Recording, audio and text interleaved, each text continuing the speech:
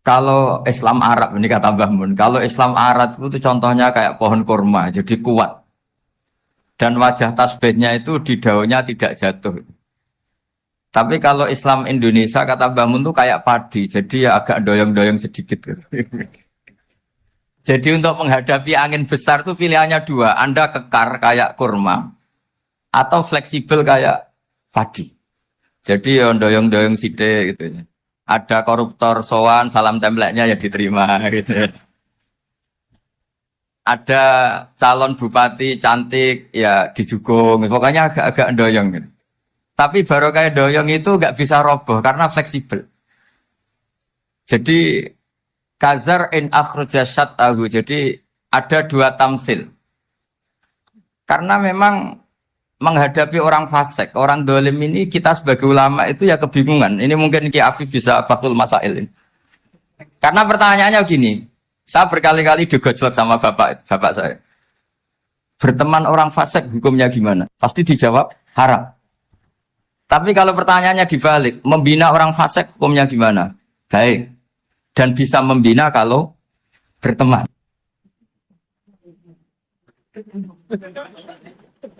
Makanya Gus Azaim pernah bikin seni deh, muktamar seni. Anggap saja madhabnya seperti itu. Jadi ya agak doyong-doyong sedikit. Masa ketop berteman orang yang macam-macam. Tapi itu fleksibel. Nyatanya tetap soleh sampai sekarang gitu. Itu berarti itu ya gitu kata Bangun itu.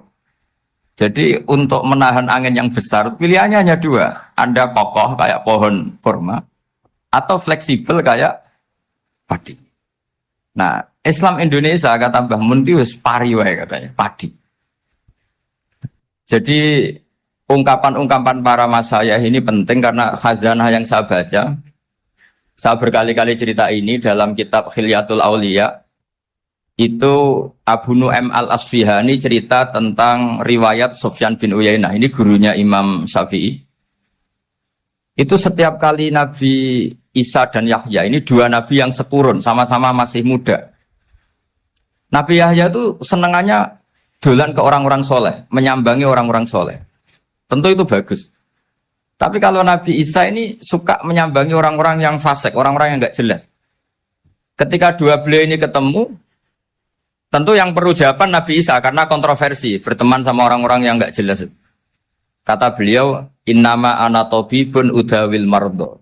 Seorang kiai, seorang nabi, orang yang baik itu ibarat dokter. Di mana-mana dokter itu ngobati orang yang apa? Sakit. Kalau Anda dokter dan peneliti satu penyakit, pasti cari daerah yang banyak pandeminya. Masa neliti pandemi di orang-orang yang apa? Sehat. Jadi ini juga perlu dibahsul masail karena tadi dibolak-balik itu. Bina orang berteman orang fasik hukumnya haram karena wa in kana dasarin fajanibhu suratan. Tapi kalau bina orang fasik hukumnya baik. Bisa bina kalau berteman.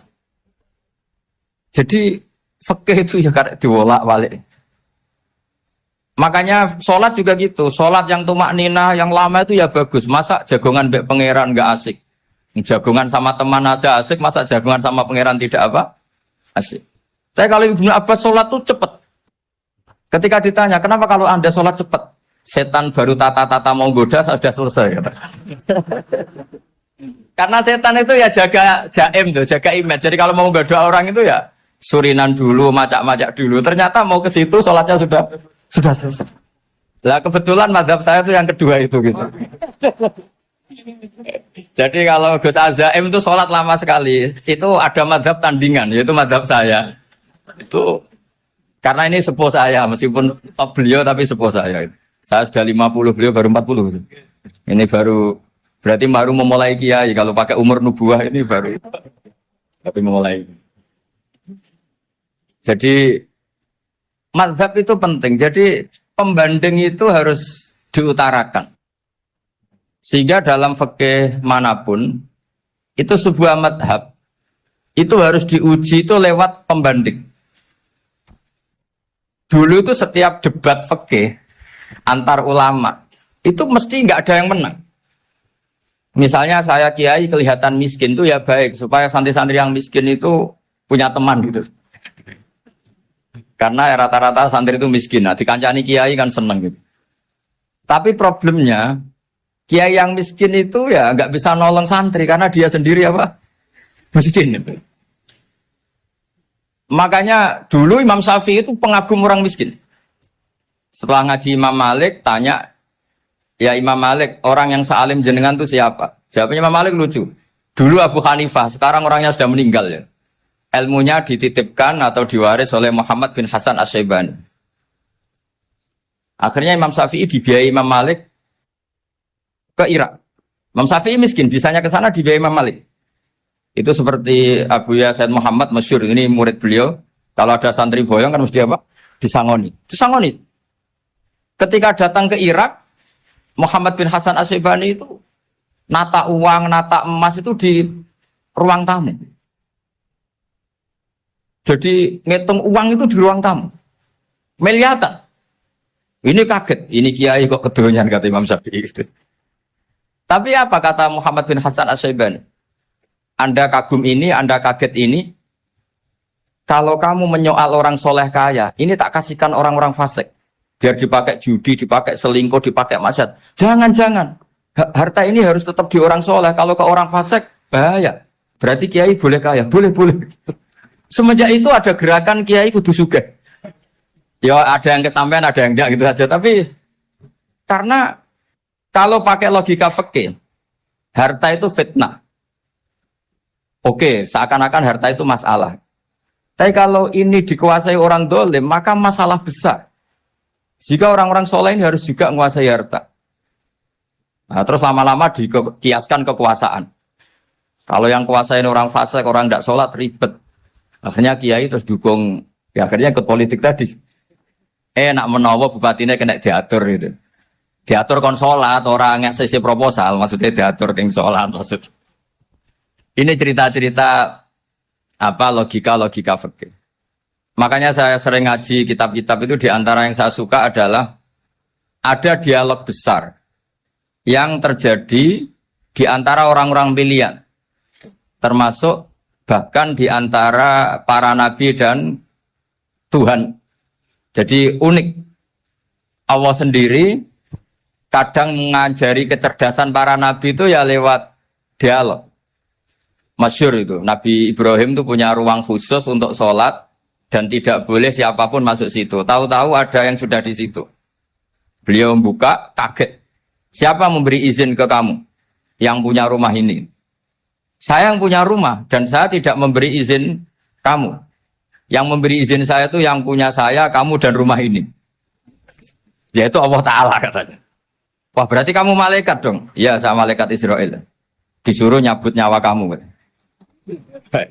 Ya agak sopan karena nggak pernah mondok di Salafiyah gitu. Itu akhirnya Nabi Ibrahim bilang, wah itu keliru, Anda pasti keliru. Hal ra'aita habiban yumitu habibah, hal ra'aita khalilan yumitu khalilah. Saya ini Khalilur Rahman, saya ini kekasih Allah. Masa ada kekasih bunuh yang dikasih? Itu Israel akhirnya ngaji, masuk akal juga. Ternyata perintah ini mungkin hoax ya. Pokoknya dia terus mikir akhirnya. Iya ya, masa ini kekasih Allah kemudian oleh Allah dibunuh, dimatikan. Terbanglah Israel, matur lagi ya Allah, kata Ibrahim, hal ra'aita khalilan yumitu khalilah. Masa kekasih bunuh yang dia apa? Kasih. Kayaknya masuk akal Gusti. Mulai ngaji lah kira-kira gitu malaikat. Akhirnya oleh Allah dijawab, ya sudah begini, kamu datang ke Ibrahim bilang, hal ra'aita habiban yakrahu ayyalqa habiban. Masa kekasih tidak siap ketemu yang dikasih. Nah, jadi akhirnya Nabi Ibrahim, Israel datang lagi. Logikanya sekarang enggak gitu, begini katanya diajarin. Hal ra'aita habiban yakrahu ayyalqa habibah. Masa kekasih tidak siap ketemu yang dikasih. Kata Ibrahim, oke, ya, terus mau meninggal. Jadi kalau jenengan cinta betul sama Allah ya harus, ya tidak usah jangan sekarang tapi. Kalau mati di rumah aja, kalau di pondok repotnya kiainya nanti. Tapi nanti setelah punya cucu banyak lah. Nah, barokahnya baca ini dialog-dialog orang pilihan ini akan tersibak. Karena tidak dalam semua kebaikan itu nggak ada logikanya, rata-rata ada logikanya. Misalnya begini, kalau Anda orang soleh, kemudian anak Anda pamit mau sekolah di Jerman, pilihan Anda mengizinkan apa enggak? Karena potensi jadi fasik ya tinggi, karena di tempat-tempat mas. Potensi berdakwah dari daerah yang untuk daerah yang tidak ada dai-nya menjadi ada. Itu mesti ulama itu berdebat. Misalnya punya anak pamit mau kembali atau keluarga. Yang satu cara berpikir optimis. Awal ada dai di beberapa negara Eropa itu ya barokahnya imigran, pekerja, mahasiswa. Dan semua itu bumi Allah, harus ada tasbih, harus ada tahmid. Dan itu harus dimulai dari kemauan atau mengizinkan anak asuh kita ke sana. Tapi di sisi yang lain potensi jadi fasik itu tinggi sekali. Mana iman pas-pasan. Nah hal-hal seperti ini itu pasti jadi perdebatan. Dan kita harus menjawab. Dan tadi kayaknya di semua Basul Masail, Pondok Salafiyah jawabnya pede semua. Nggak ada ragu, nggak ada khilaf. Baguslah kalau pede. Meskipun nanti mungkin ada ulama lain yang cara berpikir apa? Berbeda. Sehingga, ini saya cerita ya. Sehingga di kitab-kitab fikih, misalnya saya kok hidup di Bali sudah punya komunitas ngaji. Itu kok saya pindah ke Sukorejo sini. Banyak ulama yang mengatakan haram. Karena membiarkan bumi Allah yang sudah pernah ada orang yang sujud, kemudian ditinggalkan kosong, dan kemudian dikuasai orang yang tidak sujud. Jadi dianggap itu pembiaran.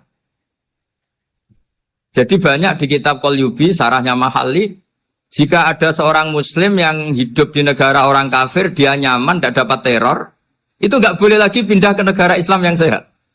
Karena takutnya li'alla yastau li'al kafir tilkal buk'ah, supaya bumi itu tidak dikuasai orang kafir.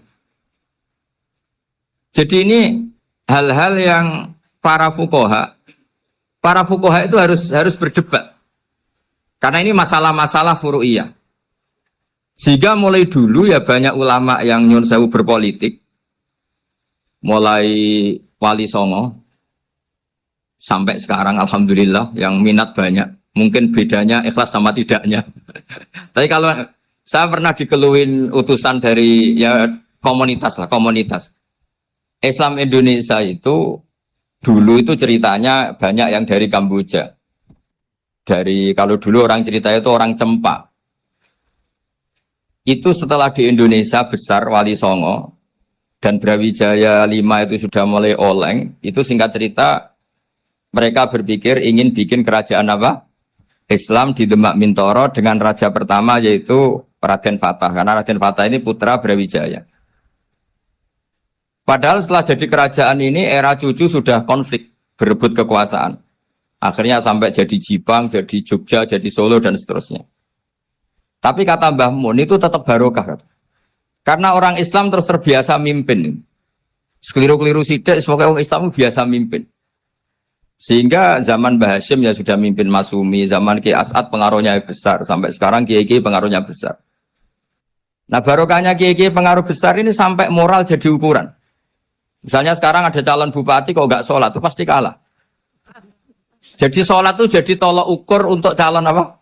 Bupati. Meskipun mungkin punya efek pura-pura sholat, tapi nggak apa-apa lah. Sementing moral ini jadi ukuran. Sementara yang di Thailand, di Patani, itu karena dulu pelajarannya tasawuf, itu orang nggak ambisi mimpin dunia. Tahu-tahu dipimpin.